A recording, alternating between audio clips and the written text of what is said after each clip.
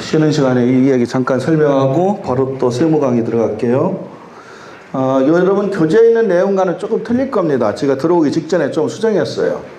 그 다음에 오늘 나온 교재를 저는 확인을 치고 못해가지고 2016 개정 내용을 색깔로 칠해놨는데 아마 흑백으로 인쇄하다 그랬는지 그래서 아마 안 들은 것 같습니다. 바로 저희 직원한테 지시해서 오늘 끝나기 전이라도 카페에 바로 올려놓으라고 했으니까 핸드폰으로 다운도 받을 수 있을 겁니다. 지금 내용 얘기하는 것이요. 뭐 부동산을 제가 아까도 처음에 얘기했지만 투자 전문이 아닌 세무 전문가지만 제가 상대했던 분들이 이런 분들이다 보니까 한 20년 하면서 느꼈던 부분이에요. 그래서 아까 주식 매매 방법도 잠깐 말씀드렸고요. 비상장법인의 주식의 투자로 주식을 투자하는 게 아니에요. 부동산을 사는데 주식의 형태로 보유를 하는 거예요. 부동산을 소유권으로 예를 들어 내가 10%를 가지고 있다. 10명이 10%씩 지분으로 보유한다. 소유권 등기를 하는 게 아니라 부동산은 법인명으로 딸랑 통째로 찾아놓고 본인들은 10%의 주식 지분으로 보유하는 형태죠. 이게 요즘 크라우드 펀딩 나오고 있는 거 기업 같이 하는 거와 똑같습니다. 다만 이제 금융감독원이 관여하느냐 안 하느냐의 차이일 뿐이죠. 제가 명함이 3개예요. 신화 세법연구소 소장으로서는 제가 15년 정도 명함을 갖고 다니고 있고 그거는 죽을 때까지 제가 그 역할을 할 것 같습니다. 저는 강의만 하고 살았으면 참 좋겠습니다. 강의는 할 거리가 세법도 있지만 여러 가지가 여러분들한테 재테크하시는 분들한테는 도움될 만한 거리가 좀 있어요. 중이 제 머리 못 깎는다고 저는 부자가 안 돼도 여러분들한테는 해드릴 얘기는 참 많습니다. 또 하나는 현재 신화 포럼리츠라는 회사를 설립해 놓고 그 회사의 또 대표로 투자 관련 절세 컨설팅도 같이 하고 있습니다. 그 의미가 이건데요. 아까도 얘기했지만 여러분들 이런 경우 예를 들어서 뭐 어떤 부동산이 됐든 기업이 됐든 뭐 주식 가치가 됐든 투자는 다 돈 벌자고 하는 거니까요. 정부에서 얘기하는 뭐 무슨 뭐 창업기업 청년 일자리 다 필요 없습니다. 돈 대투자하죠. 손해보는 일 안 하지 않습니까? 그래서 25억에 사서 30억을 어떤 투자금 회수를 했다. 그럼 5억이 남죠. 그 5억 원에 대해서 이게 내 통장에 있느냐를 한번 보자는 얘기예요. 대한민국이라는 나라가 모든 소득에 대해서는 세금이 있다라고 하는 추상적인 표 하나로 어떤 방식으로든지 조세를 징수하게 돼 있어요. 그거를 안 내고 가져갈 수 있는 방법은 없어요, 지금. 제가 몇십 년 동안 그런 틈새를 찾아서 연구를 해봤지만 이제는 없어요. 이게 정점에 달았던 시절이 노무현 시절입니다. 노무현 정권 때 여러분들 영화 많이 보셨잖아요. 노무현 씨가 원래 어떤 사람입니까? 백도 없고 아무것도 없으니까 그분이 변호사가 됐어도 아무것도 할 게 없으니까 남들처럼 형사소송을 합니까? 민사를 합니까? 손님이 와야지. 그래서 법무사가 하는 등기 업무로 먹고 살았던 분이에요. 변호사는 다 할 수 있어요. 법무사 업무도 할 수 있고 세무사 업무도 할 수 있고 회계사 업무도 할 수 있고. 그런데 법무사들은 소송만 해도 먹고 살으니까 변호사들은 안 했던 부분을 그분은 부산에서 등기 업무를 하다가 보니까 세금 얘기를 물어보는 거야. 그래서 세무사 업무를 했죠. 그게 주로 부동산 조세인 양도상속 증여. 특히 고액의 세금이고 그거를 재판정에 가서 이겨버리면 수입료를 단 1원도 위상이 없이 싹 거둘 수 있어요. 왜? 국가에서 받으니까. 세금 낸 거를 환급받거든. 그렇게 해서 그분이 보트도 사고 잘 먹고 잘 살았던 분이 어느 날 갑자기 추류탄 한 방 먹고 갑자기 사람이 변해가지고 대통령까지 되신 분 아닙니까? 그러니 세금을 얼마나 잘 알겠어요. 우리 업계에서 원래 그 시절부터 소문이 났던 분이에요. 부산에 노무현 변호사라는 분한테 가면 조세 쟁송은 무조건 이긴다 이랬었어요. 그렇게 유명했던 분이에요. 남들은 그 조세법을 안 볼 때 그분은 조세법만 봤던 분이거든. 그러니 1심, 2심, 3심 이걸 거친다는 게 국세청하고의 싸움이에요. 국세청은 아무래도 자기 새끼니까 절대로 우리 손 안 들어줍니다. 근데 재판정에 가면 판사 앞에 가면 그건 법대로 가야 돼요. 그때는 국세청 내부의 모든 규정 다 무시합니다. 판사가 국세청 내부에서 정한 지침, 예규, 유권 해석 판사가 볼 때는 그거는 규정도 아니에요. 국회를 통과한 법이 있고 시행령이 있는데 내부적으로 국작 부도 아니고 청에서 만드는 지침 가지고 세금을 오라가래 다 무시합니다. 그래서 법대로 따지고 들어가면 90%는 다 이겨요. 고액을 벌 수 있죠. 그거를 노무현 대통령이 했던 거 아닙니까? 그분이 대통령이 돼서 제일 먼저 뭐부터 했을까요? 그동안 정부에서 못했던 걸 다 그 양반이 다 해버렸어요. 첫째, 등기부 등본에 매매한 걸 적게 했잖아요. 그거 김영삼 정부 때부터 해보려고 했던데 못했던 거예요. 등기부 등본에 매매한 금액을 적어버리는데 무슨 다운계약서가 업계약서입니까? 두 번째, 그게 어느 정도 효력이 있느냐면요. 여러분이 매매계약서 분실하잖아요. 그러면 등기부에 있는 금액으로 세금을 매겨도 아무 소리 못하게 돼 있어요. 그게 그렇게 법을 만들었죠. 그 다음에 중개업자들 조져가지고 처음에 거래하게 되면 반드시 구청에 신고해서 매매가를 구청에서 조사하게 만들었지. 그 다음에 양도세 계산 방식을 기준시가로 던 것을 다 없애버리고 반드시 실제 사고판 금액으로 하라고 바꿔버렸지. 더 무시무시한 거는 부동산 투기로 3주택 이렇게 여러 주택을 가지고서 팔고 사는 사람은 세율을 60%로 때려버렸지. 그 다음에는 비사업용 토지라 해서 시골의 농지라든지 산이라든지 이런 것을 서울 사람이 소유하고 있으면 그것도 세금을 60% 때려버렸지. 그렇게 했던 것들이 두 개 정권이 바뀌면서 다 없어지고 지금 남은 건 비사업용 토지 하나 남았어요. 하나. 그때 모든 조세에서 우리가 절세할 수 있는 부분은 다 맥혀 있는 겁니다. 지 밥그릇을 다 뺏어가신 분이요. 자, 결국 그럼 이런 경우가 생겨서 5억 원이 나오면 어떻게 될까 하고 고민을 해볼 때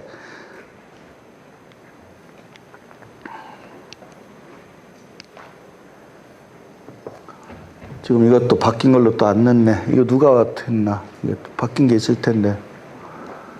그냥 넘어갑시다. 자, 이런 경우에 우리 성질이 급하잖아요. 빨리빨리 팔아야 돼요. 오래 갖고 있으면 평생 어떻게 합니까? 남은 인생 20년 동안 투자하시려면 1년에 한 건씩 해도 20개밖에 못 해요.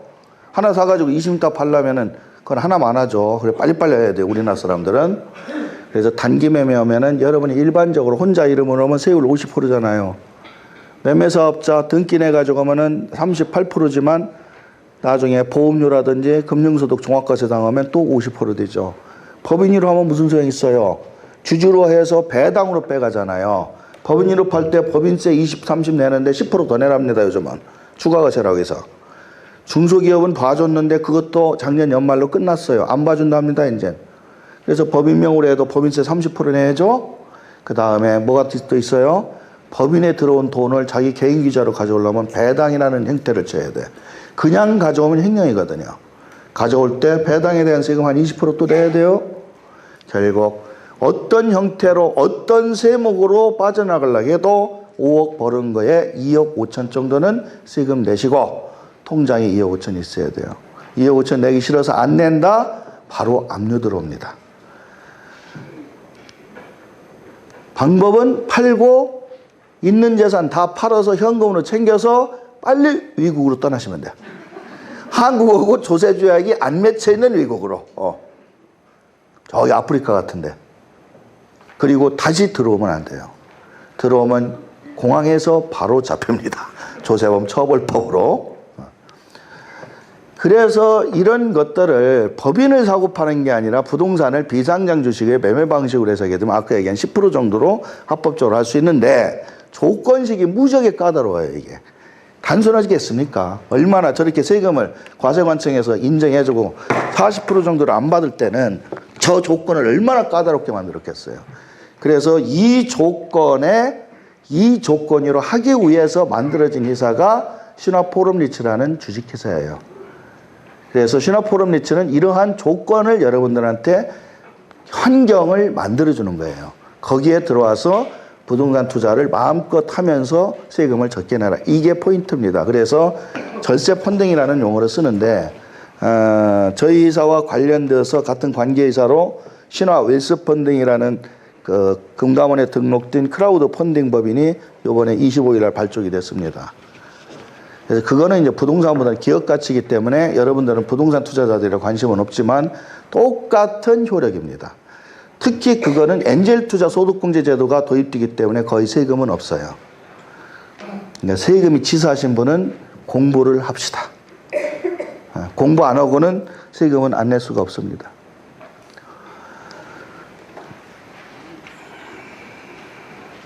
지금 이런 것들을 통틀어서 방금 얘기했듯이 일반적인 부동산 투자를 여러분들이 오프라인에서 하실 때 막 동네방네 떠들지 않고 괜찮은 물건을 아는 분들끼리만 뭉쳐서 사는 방식이 예전에 경매할 때의 공동투자인데 제가 아까 얘기한 공동투자가 아니고 이와 같은 주식의 형태로 법인을 만들고 예를 들어서 신설법인을 우리가 페이퍼 컴퍼니라고 하는 법인을 만들어서 이와 같은 형태로 운영하는 신화의 컨설팅 기법과 같이 운영되는 것 플러스 방금 얘기한 신화 웨스펀딩이라고 금융감독원에 등록된 공식적인 온라인 증권사 그거는 기업 가치에 투자하는 형태지만 마찬가지로 제가 연구해서 발표했던 비상장 주식의 매매 방식이에요. 다만 1년이라는 기한도 있고 금융감독원 예탁원의 관리감독을 받는다는 점이 좀 틀리죠. 그 기업의 가치가 뛰면은 많은 이익을 가져가지만 기업이 망하면 한 푼도 못 가져갈 수도 있어요. 종이 쪽지가 될 수도 있어요.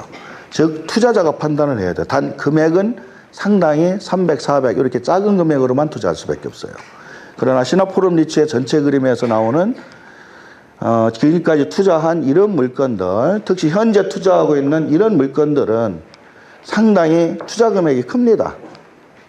뭐 분양권도 있고 NPL도 있고 뭐 소형 빌라도 있었고 지금 투자하고 있는 시행사의 투자 물건도 있고 기독교 추모관이라고 해서 용인에 있는 납골 땅도 있고 그렇습니다.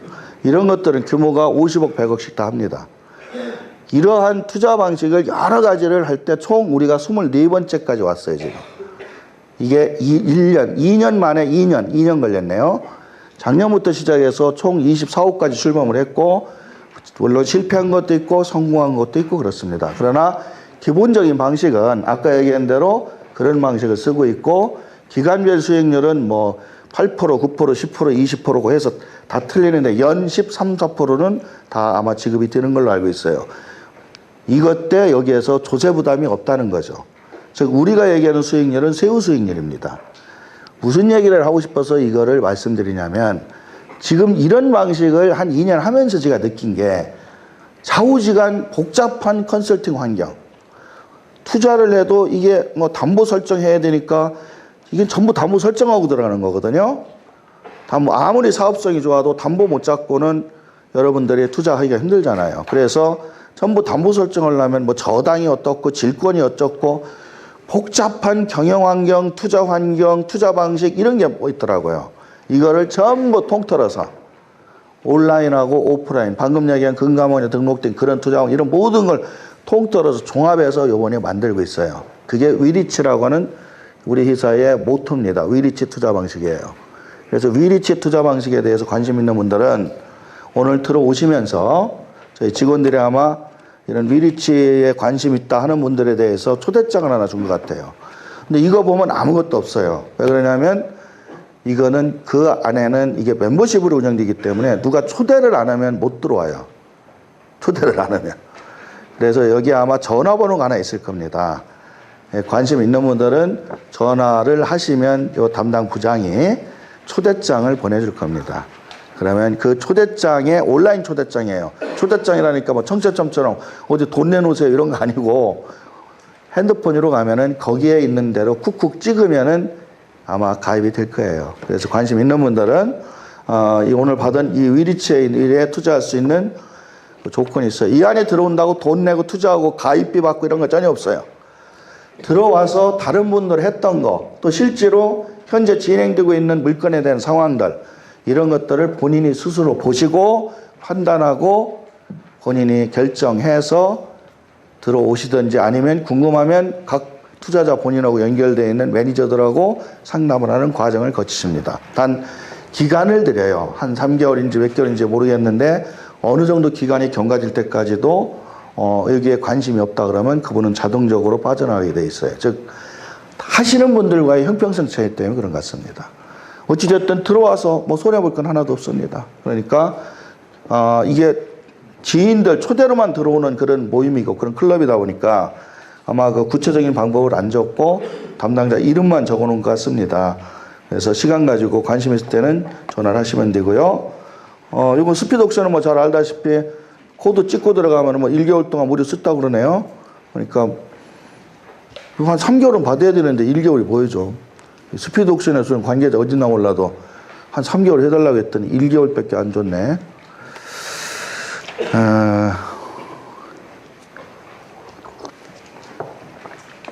그래서 위리치라고 하는 거는 제가 만들어낸 용어인데 위리치라고 하는 이런 시스템으로 지금 얘기한 온라인 투자 방식, 오프라인 투자 방식을 다 씁니다. 궁극적으로는 어떤 걸 쓰려고 하면 모바일 방식이 아마 나갈 것 같아요. 핸드폰으로. 투자를 하라는 게 아니에요. 제가 생각하는 건 10몇 년간 여러분도 보면서 느낌은 이래요. 세금 상담하러 왔다가 가시면서 저한테 그래요. 소장님 어디 거 사면 돼요 요새? 왜? 팔았으니까 돈 있잖아. 절대 현금으로 안 가지고 있는다니까요. 집에 꽂히신 분은 오로지 집만 사야 된다니까. 요새 뭐 집 뭐 경기가 안 좋다는데 뭐 사시려고 그래. 그래도 사셔야 돼. 그래 불안하지가 않은 모양이야. 저한테 물어보셔. 제가 뭘 어떻게 알아.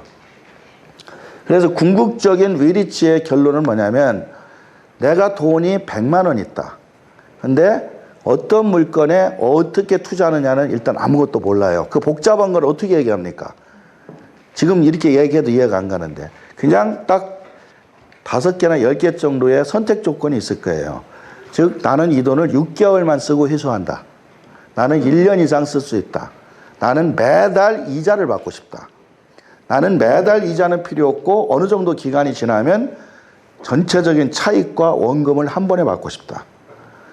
그러한 조건들이 딱 있는 메뉴가 화면에 핸드폰에 10개 정도 나오면 거기를 찍으시면 돼요.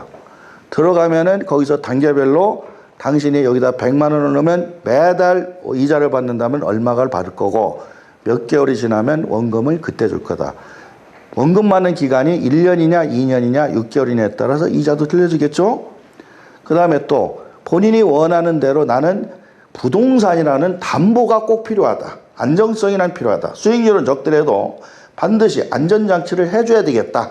그러면 그건 부동산 쪽으로 가겠죠.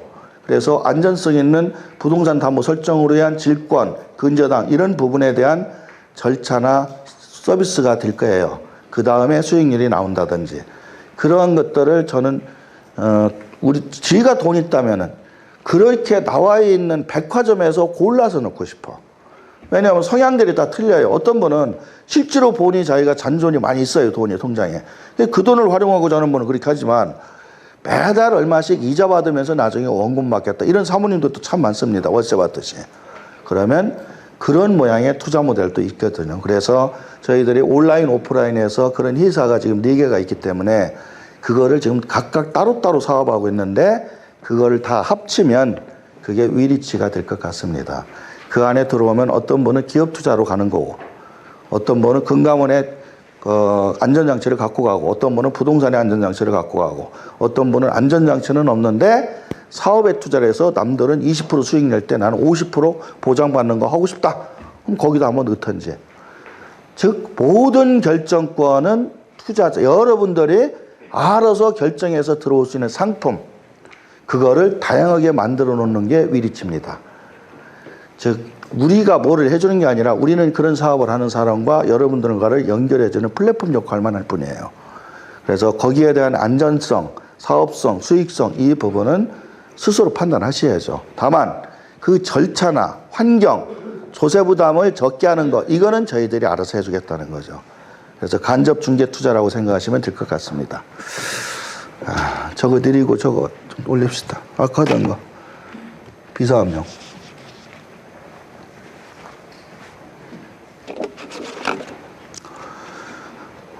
오늘 전화 닿으면 폭주하니까요. 일요일 저희 직원들 쉬어야죠. 월요일부터 차근차근 전화해 주시면은 아마 그 핸드폰으로 아마 투자처에 갈 겁니다. 아니면 오늘 들어올 때 방명록에 혹시 전화번호가 적혀 있으면 일괄적으로 다 발송을 하라고 제가 그러겠습니다. 전화번호를 안 적으신 분들은 가시면서 방명록에다 꼭 본인 핸드폰을 적어놓고 가세요. 이름하고. 그러면 저희 회사에서 초대장이 가는데 원하지 않는 분이 있잖아요. 그러면은 전화번호를 지우고 가시든지 아니면 전화를 하지 말든지 그러시면 됩니다.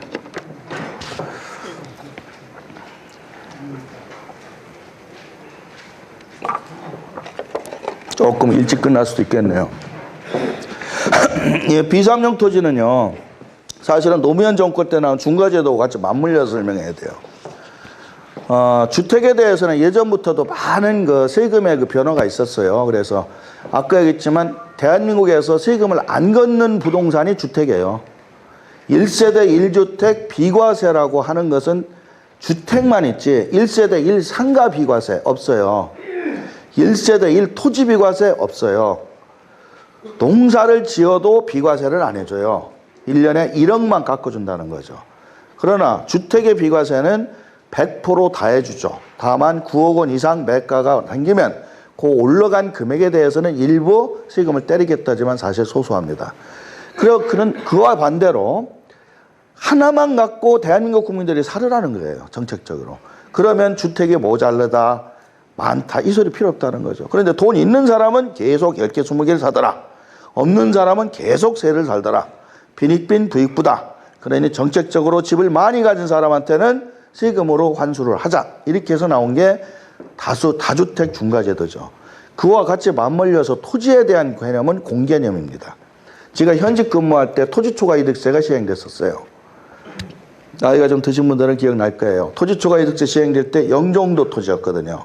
그게 국제공항으로 고시가 되면서 영종도에 있던 그 100원짜리 몇십 원짜리 산이 몇만 원, 몇십만 원 이렇게 뛴 거예요. 팔기도 전에 이거는 그만큼 남았다고 가정하고 세금을 때린 게 토지초과이득세예요. 팔은 사람은 돈이 들어왔으니까 세금 때리면 자기 돈 내면 돼요. 팔지도 않았는데 세금을 때렸어. 그래서 자살한 사람 무지하게 많죠. 형제들끼리 엄청 싸웠죠. 돈이 들어오진 않았지만 이게 영종도 공항으로 고시되어서 지금 100원짜리였던 게 10배, 20배, 100배가 됐으니 돈은 안 들었어도 다 부자 된 것 같은 거야. 그러니 갑자기 이제 와서 쳐다보지도 않던 아들들이 나타나가지고 네 땅이니 내 땅이니 이래요. 그때 제가 인천세무서 근무했을 때요. 영종도 관할로. 상속 문제, 네 땅, 내 땅 이런 문제로 세무서 와서 무지하게 싸워요. 실제 그렇게 싸우다가 사람 죽은 사태도 있어요. 가족들이. 그전에는 사이 좋던 가족들이 그 문제로 다 의가 상하고 이랬을 때다. 돈이 생긴다고 그러니까 문제는 그 와중에 세금까지 나가는 거예요. 그래서 여러분들 예전에 방송에도 사람들 나와서 난리 쳤잖아요. 결국은 헌법재판소에서 위헌 판결 나가지고 토지초과이득세는 다 돌려줬어요. 지금도 못 돌려가 분들은 그 땅을 팔면 토초세는 빼주고 세금 걷습니다. 뭔 짓거리를 했는지 몰라도 그게 토지 공개념이라는 뜻이에요. 공산당 땅으로 만들겠다. 보유하고 있는 도중에 세금을 걷는 거죠. 거기에서 한 발짝 물러나서 나온 게 비삼용 토지예요. 이거는 가지고 있는 동안에는 세금은 매기진 않아요. 토초세가 위헌 판결 나왔으니까. 그 대신 토지 공개념 차원에서 사용하지 않고 자기가 사업용으로 사용하지 않는 그런 농지는 농사꾼이 갖고 있으란 얘기고 임야를 개발하는 그 동네 사람이 거기다가 묘목도 심고 과실도 내고 과수원도 만들어라 그런 사람 아니면 그것도 비상용 토지다. 자, 서울에 있는 나대지, 강남에 있는 거 빈 땅에 가보면 한 평을 예전에는 금으로 깔아야 된다고 그랬어요. 지금은 다이아몬드로 깔아야 된답니다. 근데 이게 나대지랍니다. 이 땅을 왜 나대지로 네가 개인적으로 갖고 있냐. 이거는 공개념에 위배된다. 옛날 같으면 토지초과이득세로 싹 뺏어갈 판이에요. 건물을 지으라는 겁니다. 그와 같이 수도권의 도시에 있는 사람도 그 땅에 그래서 대표적으로 그게 뭐냐면 주차장용 토지요. 여러분들 토지 비삼용 토지라고 얘기하면 나 주차장으로 쓰는데 그래. 그럼 어떻게 걸고 가죠? 자, 빈 땅입니다. 놀려두면 시비를 하도 그러니까 이거를 주차장용으로 써요. 건물 짓긴 싫은 거예요, 지주가. 왜? 그분들 다른 데 건물 빌딩 많거든. 거기에서 월세 나오는 것도 지금 다 못 쓰고 사는데 여기까지 뭘 해.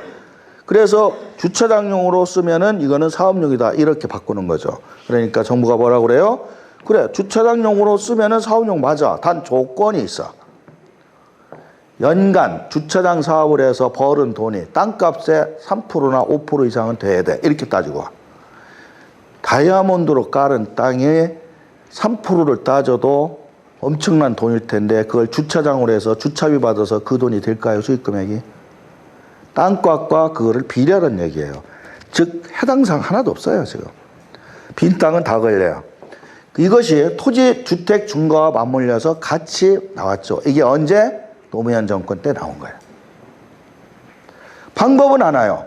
토초세처럼 가지고 있을 때 세금을 때리고 싶어.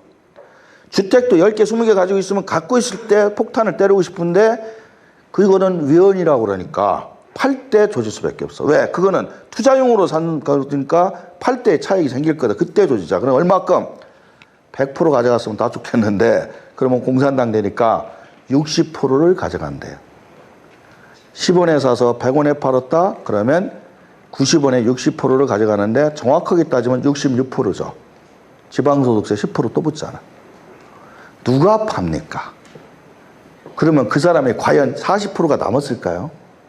자, 여러분들 부동산 사고 팔 때 양도세 계산식을 보면은 비용으로 빼주는 걸 법으로 정해놨어요. 열거주의란 얘기죠. 내가 부동산을 사서 살 때 돈이 없어서 은행에서 대출 받아서 이자를 냅니다. 여러분들 입장에서는 비용이에요. 그런데 법에는 대출이자는 공제하지 말라고 그래. 대출이자 공제하지 말라. 법으로 정한 것만 빼먹어. 땅인데 무슨 개량을 해. 내가 이 땅인데 이게 뭐 잡종들을 사가지고 개량을 해서 대지로 만들기 위해서 엄청난 돈이 들어갔어. 그것이 확실하게 직접 그 땅과 관련된 증빙이냐 이런 것들을 확인하지 않고는 비용 공제 안 해. 상당히 까다롭게 나간다. 즉 실제로 40% 남은 게 아니라 중간에 세법에서 인정하는 비용까지 따지고 들어가면 손해라고요. 60% 세금 낸다면. 이익이 없는 거예요. 지금 여러분들 양도세 세율이 38%인데 추가과세에서 48 이렇게 때리면 그것도 이익 없어요. 절반 세금 내면 절반이 남았다? 천만에죠. 보유하고 있는 동안에 쓴 돈이 얼마나 많아요. 알게 모르게 중개업자한테 뽀찌도 줘야죠. 금매하려면 더 주셔야지. 그 다음에 이 땅, 이런 부동산을 관리하기 위해서 들어가는 돈들 알게 모르게 영수증 없이 나가는 게 얼마나 많습니까? 가장 큰 게 대출이자고요.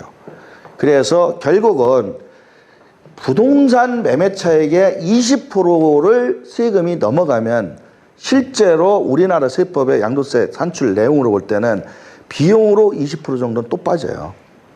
절반 정도밖에 수익이 안 생기기 때문에 세율이 30%를 초과해버리면 매매하는 의미가 없어요. 그래서 요즘 많이 부동산 가지신 분들 안 팔고 다 자식한테 증여합니다. 왜?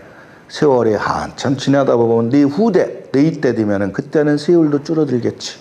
그때 가서 팔어. 하고 부자들 절대 안 팝니다. 그래서 아까 얘기한 저런 투자 방식들이 나오는 거죠. 그때 나와서 60%짜리였어요, 이게 전부. 딱 법인이든. 그런데 처음에 양도소득으로 60이었거든요. 개인명으로 가지고 있는 임야 팔면 너 60% 때려. 이러니까 너무 아픈 거야. 그러니까 어떻게 A씨 사업자 내겠다. 그러면 내가 시골에 지금 산이 지금 10만 평이 있는데 이거를 개량을 하겠다는 거야. 사업자 등록을 하고. 매매 사업이나 부동산 토지 개발 사업자가 되는 거죠. 그러면 사업자가 되면 소득세가 6에서 35%였어요. 근데 60에서 최고세율 35% 맞아도 절반이 줄잖아. 그러니까 절반을 줄이려면은 내가 사업자를 등록을 하고 그 부동산을 개발을 행위를 한다든지 뭐 이런 걸 하면 돼요. 그러면 비용도 인정을 받아. 양도세 할 때 대출이자 공제 못 받던 것을 사업자가 되면 공제 받아요. 자기가 이 땅 개발하기 위해서 업자하고 어디가 술 먹었다? 그럼 접대비로 개발 받아요. 비용 받아요. 모든 비용을 차를 운전하고 다녔다? 이 땅 개발.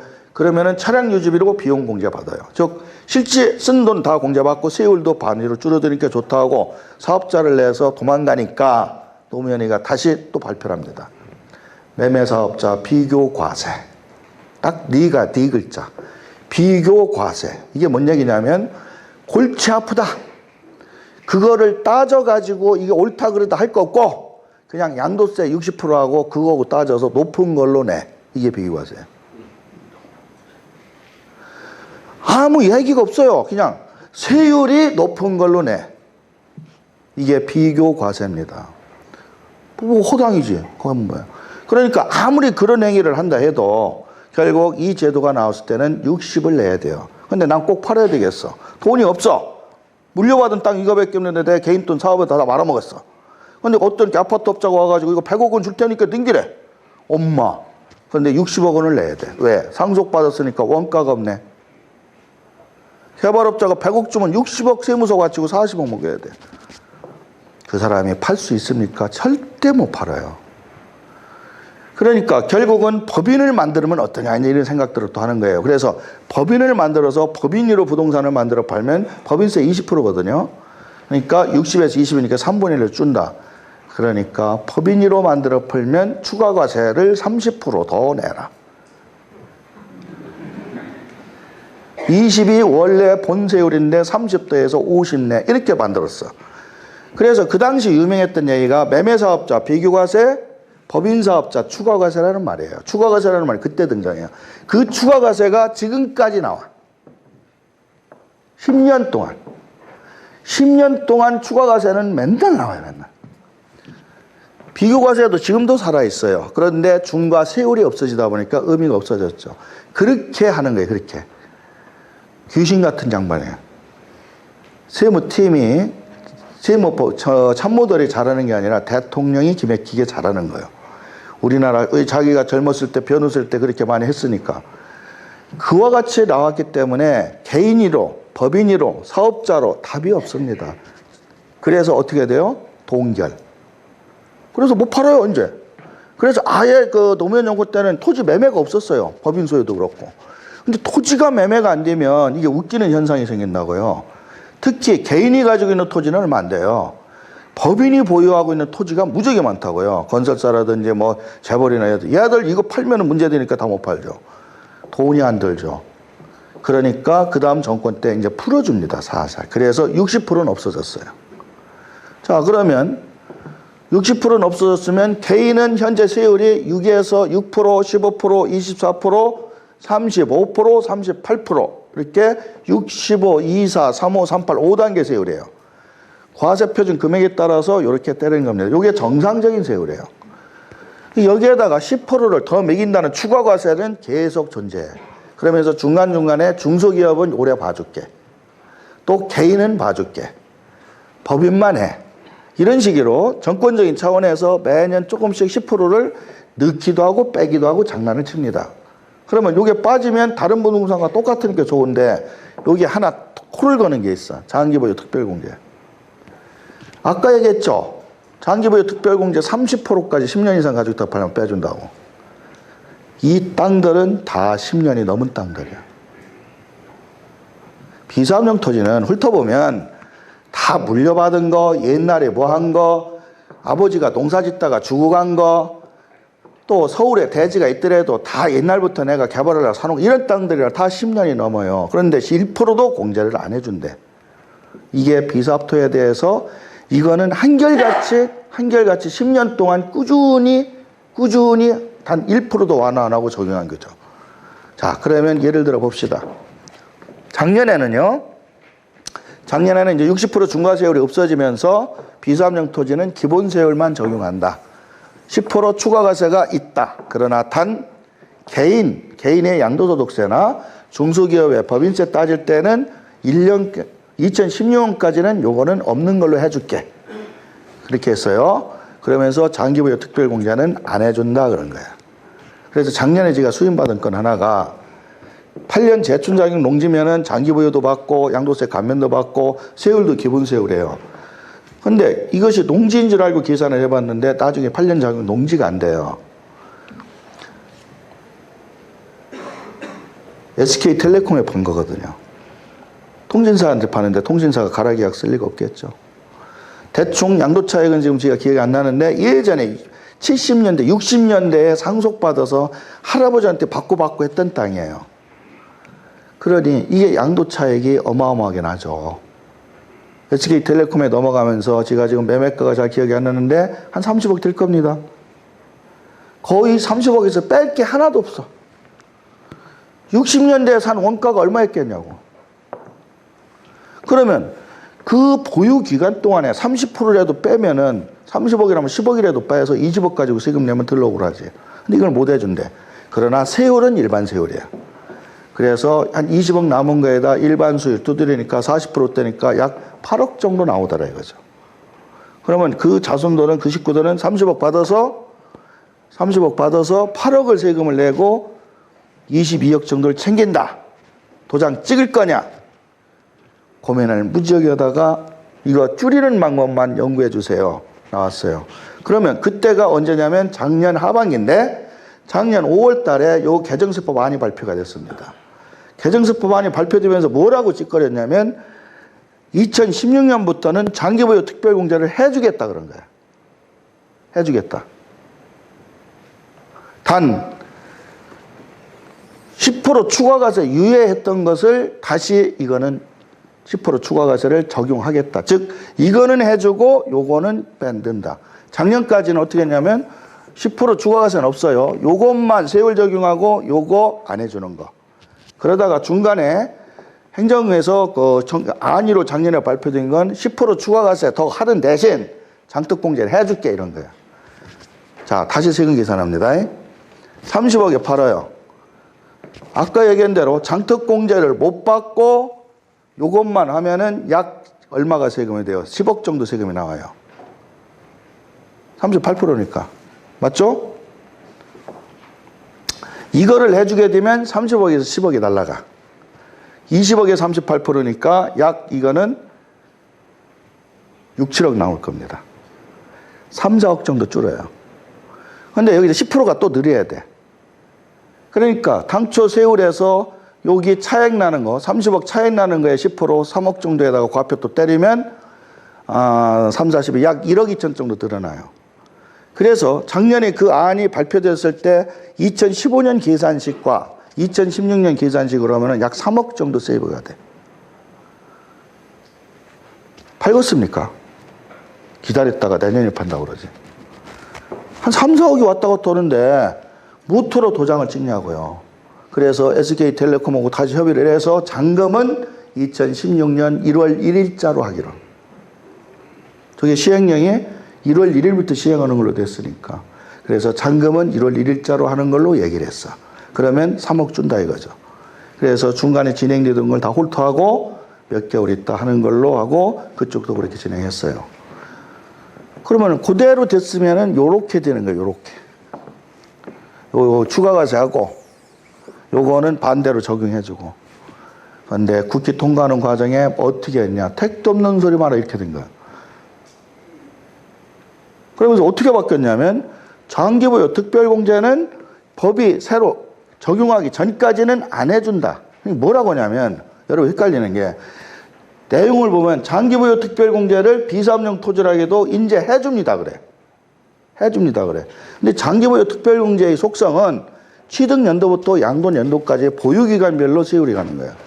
근데 단 2016년 1월 1일 이후부터 자 이거 60년대 샀어요. 30년 지났어요. 근데 2016년 1월 1일 팔면 하루 보유하고 있다 판 거야. 하루에 대한 장특공제가 있나요? 3년 이상 가지고 있어야 장특공제 시작이에요. 2016년, 17년, 18년 지나서 2019년에 팔면 3% 장기보유공제 받는 거야. 2016년 이전 30년 가지고 있는 건 0이야. 무슨 얘기에 장기보유 특별공제 안 된다 이렇게 생각하고 있으면 돼. 근데 발표 내용이나 언론을 보면 장기보유 특별공제가 이제 법이 개정돼서 비사업용 토지도 해줍니다 그래. 그럼 언제부터? 2016년 1월 1일 이후 보유한 기간부터 기산한다. 그러면 3년 지나면 2019, 20년 돼야 돼요. 즉 지금부터 또 10년 가지고 있어야 30% 빠지는 거예요. 이렇게 이해를 하시면 정확할 것 같고요. 그러면서 장특공제 작년까지 안 해줬는데 올해 해주잖아. 그러니까 10% 더 내.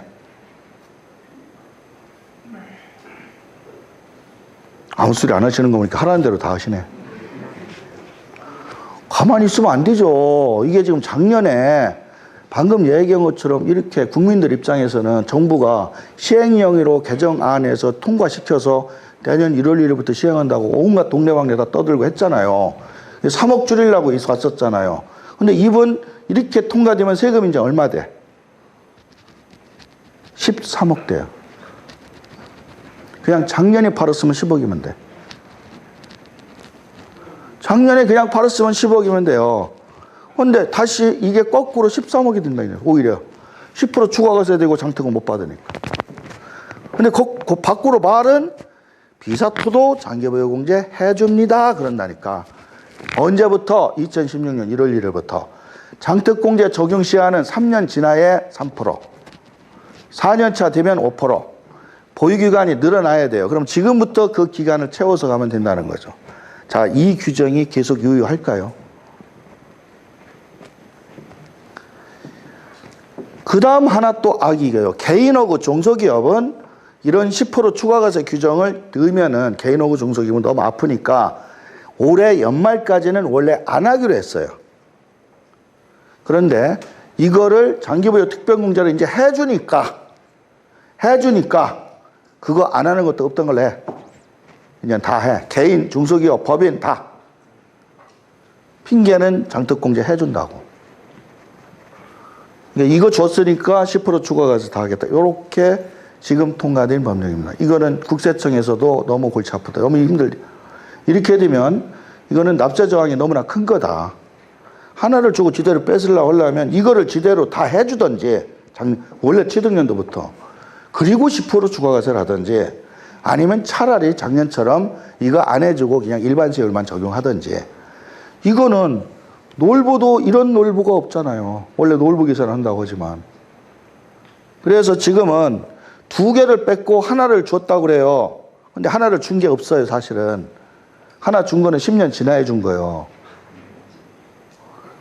그러니까 세금이 늘어나게 먼저 줄죠. 그래서 아까 얘기한 10억 작년에 낼 분이 사실은 1년 지나서 행자부에서 발표한 자료만 가지고는 약 3억 정도 줄일 걸로 알고 기다렸는데 결국 올해 팔으니까 더 13억이 늘어버렸다. 이런 논리가 난 거예요.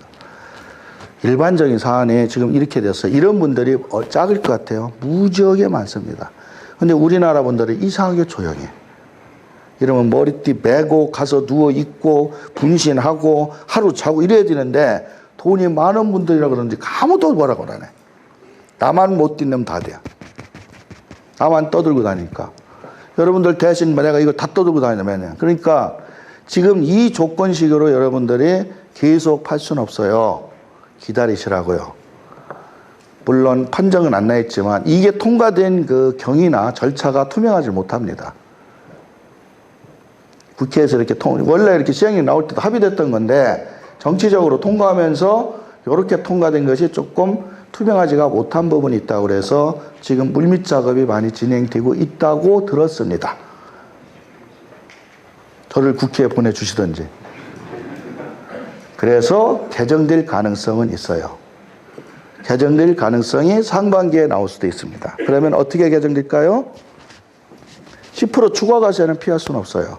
비사업용 토지는 있는 사람들한테는 왜 내 땅 가지고 왜 그래 이렇게 할 수 있지만 없는 사람들한테는 왜 그런 비싼 땅 가지고 있으니 넌 부자라고 그러거든요. 그러니까 10% 추가가세는 명분위로 갈 수밖에 없어요. 다만 장기보유 특별공제만큼은 받아야 돼요. 언제부터? 취득연도부터. 그래서 10% 추가가세를 뭐 유예하고 이런 건 치사하니까 놔둔다 하더라도 이것만 받으면 크진 않아요. 10% 더 내더라도. 왜? 그동안 토지의 집가상승률이 너무 컸거든. 투자하시는 분들 보니까 그렇다. 투자의 최종 꽃은 땅이라고. 주택이라 이런 거는 임대소득 보고 조금씩 하지만 땅으로 가서 한번 대박 터치면 그거는 20배, 30배 뛰더라고요. 그러니까 토지를 팔아서 차익이 날 때 10% 정도 추가가세로 나는 거는 덜 어렵습니다. 또 대개 개인들이 갖고 있는 것은 투자 목적보다는 예전 어르신들의 상속, 증여, 어떤 본인의 차기 위해서 하는 것보다는 거의 토지 원가가 안 들어간 거, 농지 이런 것들이거든요. 결국은 이와 같이 매매를 해서 소유권이 변동됨으로써 내는 조세 문제가 너무 크다 보니까 이런 땅들을 여러분들 어떻게 해요? 개발행위를 하죠. 이런 땅을 가지고 출자를 해서 법인을 만들어서 집을 지어서 분양을 한다든지 빌딩을 지어서 임대를 한다든지 이런 식으로 가면서 세금을 이월시킨다고 그래요. 이연시킨다고. 그때 안 내고 나중에 건물 지어서 빼고 이럽니다. 여기에서 재밌는 현상들이 이제 생겨요.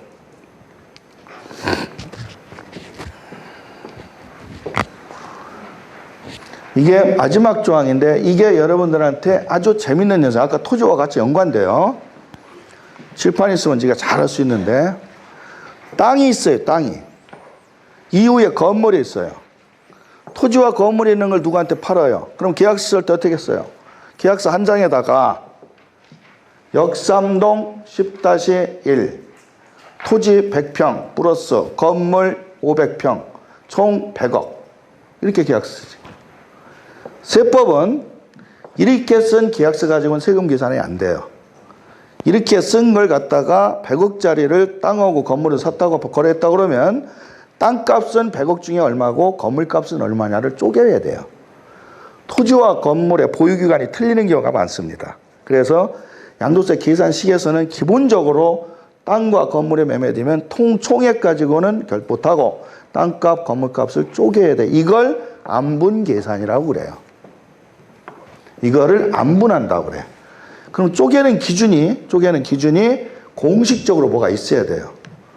그 기준이 없으면 어떤 상황이 되냐면, 자, 다시 얘기해요. 아까 같은 비사업용 토지가 있어요. 땅만 팔면은 어마어마한 세금을 내야 돼. 원가도 없고. 근데 여기다가 건물을 때려쳐. 때려치면서 건물 원가를 50억으로 잡았어. 자, 건물 원가는 나름대로 신축하면서 작전을 잘 쓰기 나름이야. 그리고 팔 때 100억에 팔아. 극단적으로 팔 때 뭐라고 쓰냐면 토지는 1원, 건물은 99억 원 이렇게 썼다 이봐. 땅값은 땅과 땅인데 땅 원가가 제로였어. 그러면 1원에 팔았으니까 1원에 대한 땅 세금만 내면 돼. 건물은 50억에 지었고 99억에 팔았다면 그 차액만 내. 그럼 이것도 내기 싫으면 건물 지을 때 100억이라고 원가를 만들어. 그러면 계약서 쓸 때 토지 1원, 건물 100원 이렇게 쓰면 토지 건물 차액에서 다 제로야. 박수 안 쳐요? 그럼 지가 지금 얘기한 게 틀리느냐? 극단적으로 얘기했을 뿐이지 이게 돼요.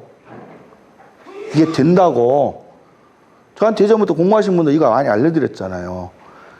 토지 건물을 각각 계산. 그래서 이걸 막기 위해서 이번에 이 규정이 나온 거예요. 비사업용 토지하고도 연관돼 있어요. 땅만 가지고서 파는 사람이 이제 도저히 저런 식으로 묶어놓으니까 안 되니까 많은 사람들이 땅에다 건물을 지어서 판단 말이에요. 그럼 비사토가 안 되거든요. 그랬을 때의 땅값과 건물값을 얼마로 정하느냐에 따라 세금은 무지하게 차이 납니다. 자, 토지를 70년도에 샀어요. 70년도에 상속받았어요. 가지고 있다가 지금 팔으면 10년이 넘으니까 당연히 장기 보유가 된다면 30% 받아먹겠죠? 근데 최근에 3년 전에 건물을 올렸어. 그리고 토지와 건물을 같이 팔아. 그러면 건물만 계산할 때 장기 보유는 3%밖에 못 받아. 10%밖에 못 받아요. 지어서 3년, 5년밖에 안 됐으니까 당연히 못 받겠죠? 그러나 땅은 10% 받아. 차익이 생기면. 또 하나는 차익이 안 생기면 아예 제로야. 차익이 안 생기게 하는 방법은 건물 원가와 똑같이 팔고 땅 원가와 똑같이 팔아. 극단적으로 다시 얘기해서 땅이 있고 건물이 있는데 이거 내 거예요. 근데 팔 때 A라는 사람한테 건물 팔고 B라는 사람한테 땅 팔았다 이렇게 생각하시면 돼요. A라는 사람한테 건물 파는 날은 1월 달, B라는 사람한테 땅 파는 건 3월 달 각각 팔았다고 생각해. 팔 때 토지 원가는 내가 10억이었어. 그러면 토지 파는 B한테는 10억으로 계약 썼어. 건물 원가는 내가 30억이었어. 그러면은 팔 때 30억으로 A한테 써. 그러면 토지 건물 남은 거 하나도 없어. 세금 안 내. 그럼 너무 억울하지 않느냐? 그럼 이렇게. 땅은 10년 이상 됐으니까 30% 받아. 건물은 몇 년 안 돼서 공제를 못 받아. 그럼 건물은 공제를 못 받으니까 30억짜리 건물이라면 30억을 써서 똔똔 시켜버려. 그리고 실제 땅값에서 받아야 될 거, 이거는 50억 써가지고 차익을 많이 남긴 대신 그 부분에 30% 공제받아. 뭔 얘기인지 잘 모르요? 무슨 얘기냐면 이렇게 극단적으로 제가 말씀을 하지만 우리가 부동산을 이런 큰 것들을 팔 때 바로 이런 비사토의 문제 때문에 이런 토지와 건물의 안분이라는 문제가 막 나온 거예요. 예전에도 이런 방식은 있었지만 많이 안 썼어요. 땅에 대한 문제가 터지니까 사람들도 우리도 머리 써야 하잖아요. 이런 것들을 누가 가르쳐줘요? 지가 가르치죠. 우리 신화제품연구소 이렇게 하는 게 불법이냐? 자, 이것에 토지와 건물의 가액을 누가 결정하고 얼마로 결정하느냐 이 문제야. 그것이 공정하냐 불공정하냐 이 문제야. 세법에는 따로 정한 건 없어요. 매매 당사자가 합의되면 민법상 유효한 거예요. 시세보다 차이가 나도. 굳이 차익이 난다면 30%라는 부당행위 계산 방식이 있는데 그것도 특수관계인끼리만 인정해야 돼. 형이 동생한테 팔면서 싸게 팔았다, 비싸게 팔았다. 이럴 때는 30% 이상이냐 이하냐에 따라 견정하는데 전혀 이해관계인이 아닌 개인끼리 할 때는 솔직히 터무니없는 금액으로 수도나 수돈 사실관계라면 당사자끼리 매매계약한 것은 우리나라 계약의 자유원칙이 있잖아요. 큰 계약 자유라는 대원칙을 무시할 수가 없잖아. 이게 민주주의의 뿌리인데 그걸 왜 관여를 해? 그래서 그게 맞다면 인정할 수밖에 없는 규정이에요. 그러니까 지금 어떤 경우에 이제 사례들이 생기냐면 100억에 파는데 원가를 다 미리 계산해 봐요. 자, 토지 원가 같은 경우는 예를 들어서 계약서가 있으면 계약서 좀 없으면 환산하면 돼요. 근데 건물 원가는 조정이 좀 돼. 건물 원가는 지을 때부터 나름대로 건물 원가는 과대포장할 수도 있고요. 돈 많이 들어간 걸로 과대포장 쉽게 할 수 있어요. 팔려고 작심했으면. 또 하나는 오래전 건물 같은 건 환산 공식을 적용해. 환산이라는 공식을 적용하면 건물 계약서가 없다 그러면 건물 원가가 실제 지은 것보다 보통 2배 정도는 떼요. 실제 신축비 5억 들어갔으면 10억으로. 즉 건물 원가는 점프가 된다고요. 토지도 상황에 따라서는 전에 팔은 사람과의 이해관계가 있다면 거래계약 관계에 의해서 토지도 취득 원가를 조절할 수 있어. 문제는 매매가야. 이 매매가를 100억은 받아야 되면 100억은 다 받는 거야. 받는데 토지 대금으로 받을 거냐 건물 대금으로 받을 거냐 이거를 잘 쪼개서 받으면 합법적으로 양도세를 줄일 수 있다. 이렇게 되는 거예요. 왜? 비사토 문제가 터지고 이러니까. 그래서 이번에 나온 규정이 토지, 건물 등의 일괄 양도세, 기준시가 등으로 가액을 안분하는 경우 이 용어가 이번에 처음 들어갔어요.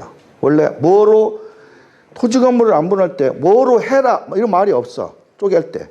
그거를 기준시가로 안분하는데 이 가액 구분이 불분명한 경우 납세자가 신고한 안분가액이 기준시가에 따른 안분가액과 30% 이상 차이 나는 경우 이렇게 정해놨어. 지 마음대로 토지 건물 쪼개지 말라는 거예요. 100억으로 팔았네요. 기준시가로 계산했더니 토지 50, 건물 50이야. 100억을 쪼갰더니. 토지 50, 건물 50인데 이 사람이 계약서를 신고한 걸 보니까 토지를 10억, 건물을 90억 이렇게 왔어. 그럼 30% 이상 차이 나니까 이건 인정 못하겠다. 그래서 기준시가에 따른 안분가액 지금 50억, 50억이어야 되는데 10억, 90억, 20억, 80억 이렇게 해서 50억이라는 숫자와 비교할 때 30% 이상의 차액이 벌어진다더라. 이런 경우에는 인정 안 하겠다. 기준시가로 그냥 50억, 50억으로 세금 때리겠다. 이렇게 나온 거예요. 근데 이게 참 재밌는 규정이에요. 원래 이 규정이 없었어요. 그리고 묵시적으로 했어요. 과세관청에서. 묵시적으로. 그래서 묵시적으로 한다는 것은 세무 담당자 재량이라는 거야. 우리가 그렇게 들고 들어가도 담당자 선에서 이거는 누가 봐도 건물가가 이렇게 들 수가 없는데 세금 줄이려고 한 거 아닙니까? 그러니까 인정 못 하겠다. 이러고 11억 얼마면 피곤했다고. 근데 지금은 이 규정이 생겼으니까 29.9% 차이 만들어서 들어가면 도장 찍어야 돼요. 웃어야 되는데 안 웃네. 이 말이 만들어졌으니까 29.9% 차익 나면 이 규정을 어긴 게 아니잖아요. 소득세법 100조, 소득세법 시행령 166조의 6항 법령에 기재된 내용 아니에요. 법을 어기지 않았잖아요. 시행령을 안 어겼잖아. 그러면은 이거는 누가 뭐하러 못하지. 지금까지는 이게 없었으니까 확대해서 그래도 우리가 할 얘기가 없었죠. 그래서 기준시가로 계산한 거 요거와 비삼령 토지와는 연관관계도 있다. 힘듭니다. 여기까지가 마지막 강의입니다. 세법은. 네.